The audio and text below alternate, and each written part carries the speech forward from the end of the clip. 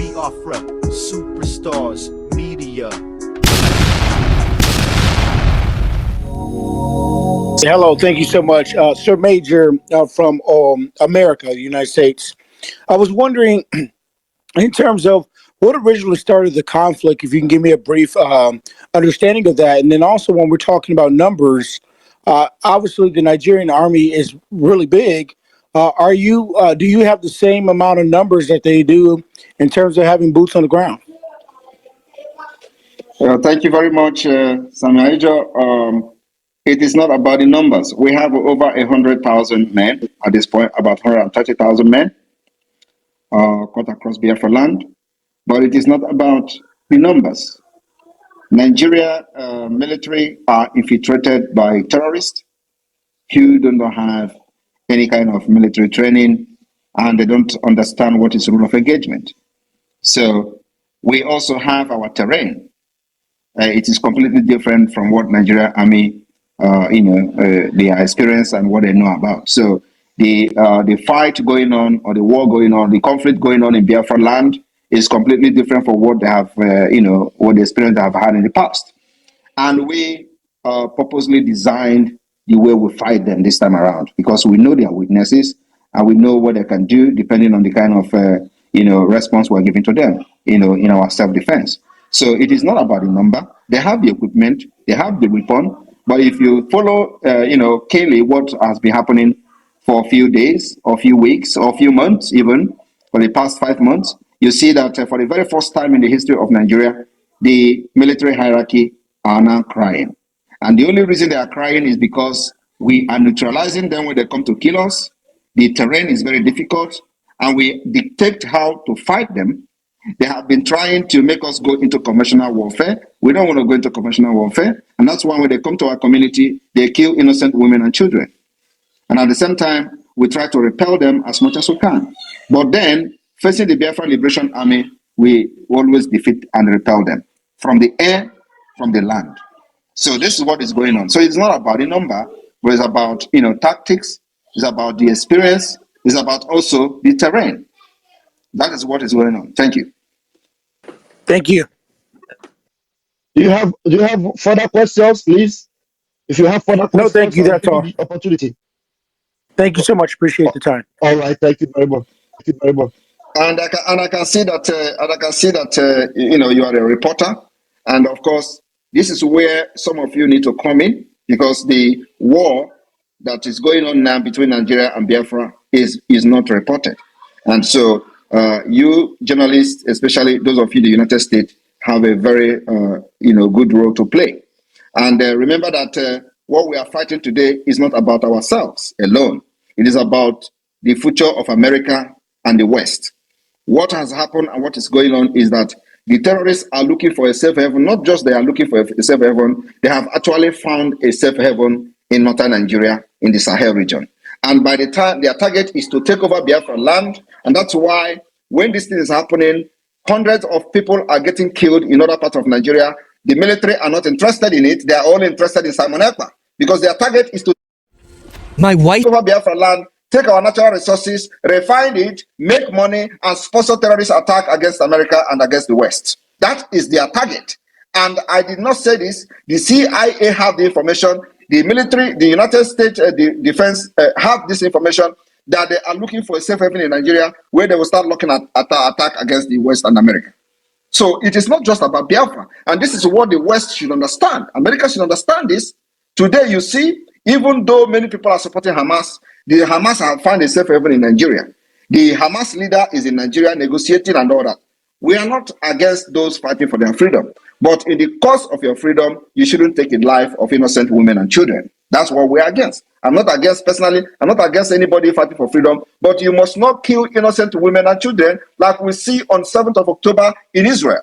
Today, Nigeria embraced them. So this is the kind of thing that people should understand, that fighting for Biafra and helping Biafra, including creating awareness in the United States and making the United States government understand that Biafra government in exile is the only legitimate government that speak and fight for the interests of Biafra people. In order to stop this terrorist upsurge in the nearest future, you must support Biafra either through your media channel, and however you can do it to create awareness in the United States. So we will appreciate, and I appreciate that you come here to listen and ask this particular pertinent question. It's very important because many people do not know what is going on. And you see, the reason I'm having this space today is because of the images you may be seeing on my page. The images of very gruesome images coming is the evidence of the war that they don't want to report about. So when they see it on my page, they call me violent person, they call me criminals and all manner of names. But this is actually happening. We are also losing men. Not that we're not losing, but of course the casualty in our side is very minimal. But they are losing thousands of men every day.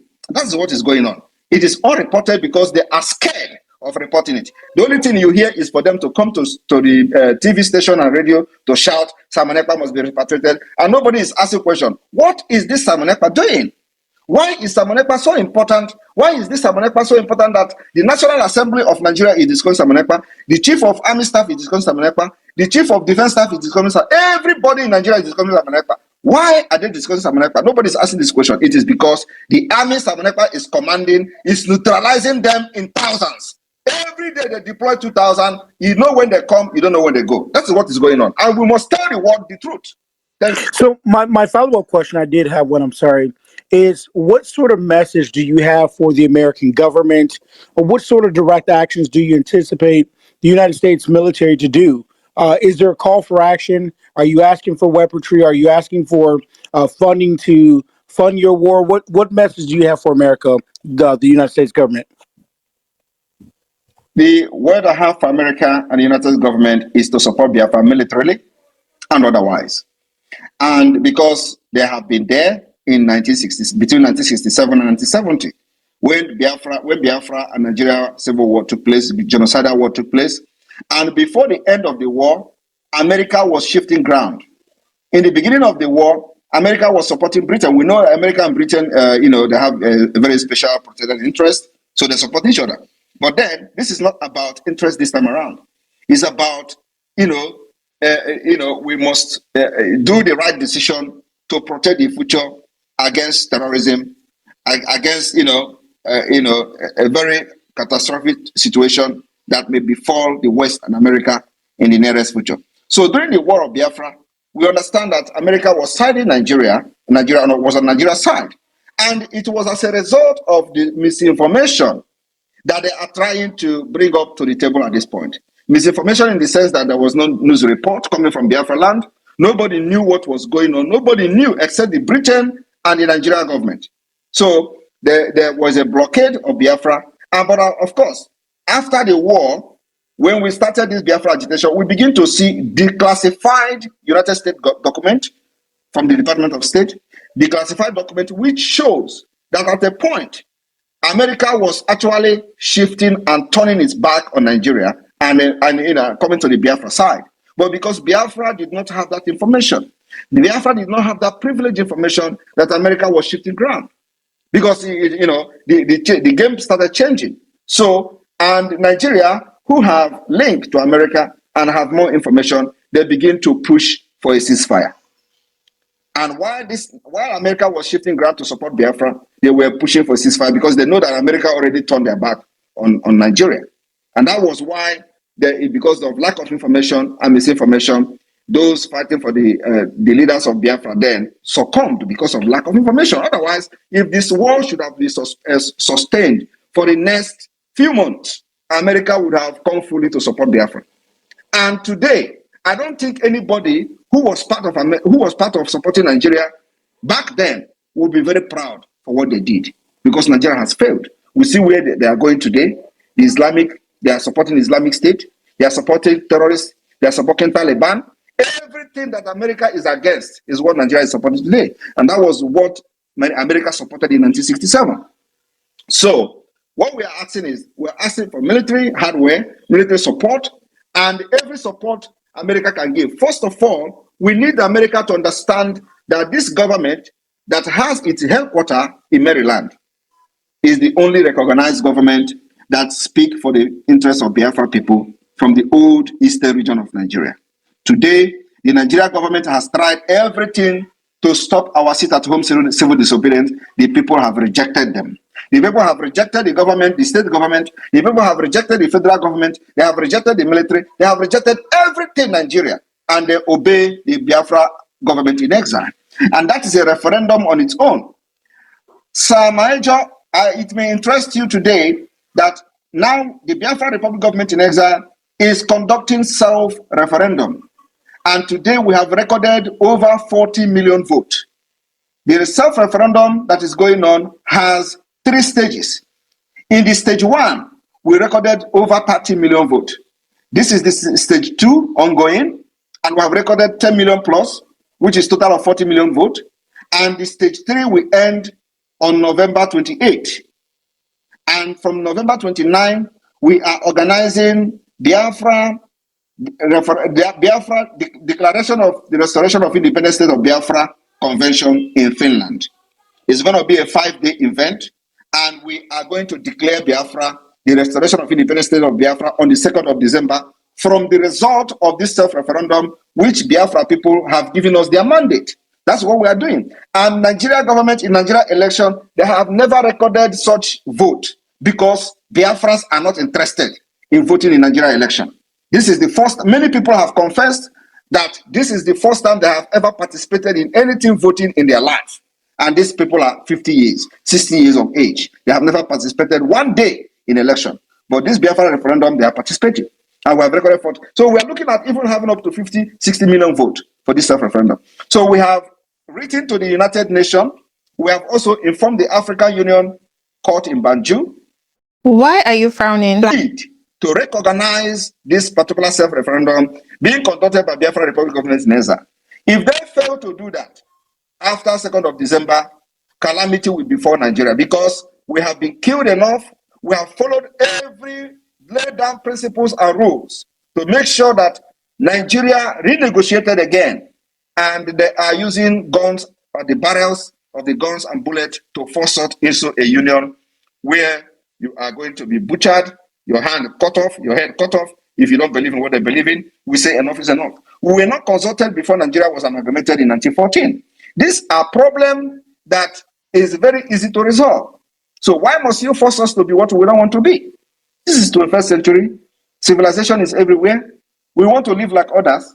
We want to be part of these people that enjoy the free world. So America needs to support Biafra militarily and otherwise. Thank you. Thank you. Thank you, Pierre. Major.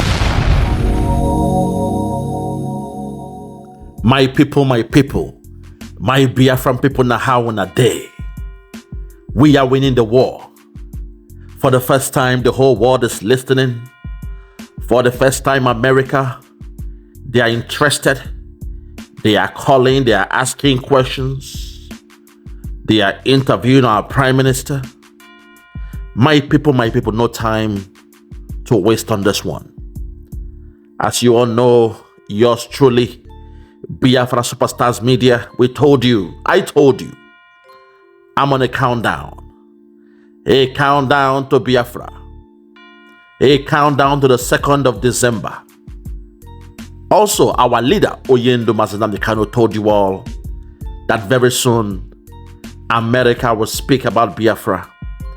Even the Nigerian media, that they refuse to speak about Biafra, they will have to speak about Biafra, which they are doing now. Every day you turn the press, you go to the media, you go to their newsroom, you check the tabloid of Nigerian media, and all you see is Biafra. All you hear about is the Biafra Republic government in exile and our forthcoming referendum. Lord have mercy. My people, it's a time for us to rejoice. It's a time for us to be glad. This is a time for us to appreciate the efforts of our Prime Minister. He is Oyendo. I call him Oyendo as well. Mazi Ekpa, Simon and Joko. He's done very, very well. Thanks to the whole cabinet. Thanks to those ministers with portfolio. We thank you all for going the extra mile. I will say you've put in an extra effort. You've gone the extra mile to make sure the whole world, they now understand our language. They now know what we are questing for. And now they understand the need, the urgency of now to actualize Biafra. I ain't gonna say much about this with my people. This is not a time to speak. This is not a time to discuss.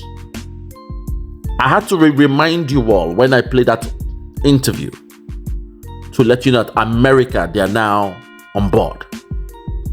When you saw the great Jim Moran and the amazing Glenn, our brother Elias Gerasolis, you guys were wondering what's going on.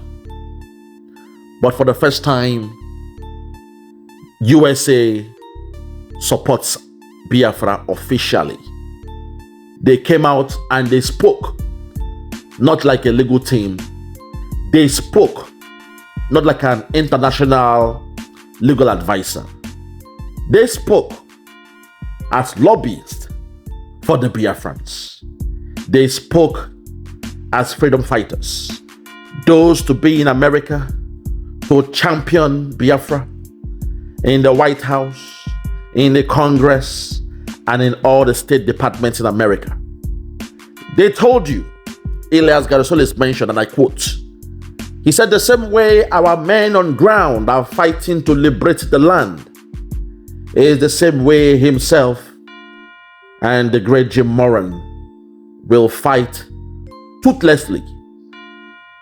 They will go all out and fight for the Biafrans in America. So I am glad, I am excited that this day has come. They will go all out to support us.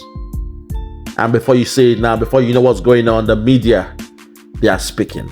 American media, they are speaking. Even the local media in the Zoo Republic, those we used to call the dirty gutter media, those our leader we used to call the Zoo media, and those I tagged the dirty gutter Zoo forsaken media, the God-forsaken Zoo media. They are beginning to speak with one voice. They now know that the game has changed. They now concur. They agree that the music has changed from reggae to calypso. They now know that we are going home. Rejoice, my people. Rejoice. We are going home. From the 2nd of December, 2024, the whole world will stand upright and salute the new nation called Biafra. From me, from here, for now, I want to say good morning, good afternoon, good evening, and good night. I remain yours truly, Biafra, Superstars Media. God bless you. Bye-bye. Yeah, check me out. Superstars Media. Lord Logan, but let me turn Lord Logan. And it's why Flora show 1914 amalgamation is what we dying for. 3 nations to 1 nation. Ever since annihilation, nepotism is nonsense. You and you, clap your hands. Biafra gonna come, clap your hands. Biafra, Oduduwa, we're free now. Freedom is gonna come, we're free now. Yeah.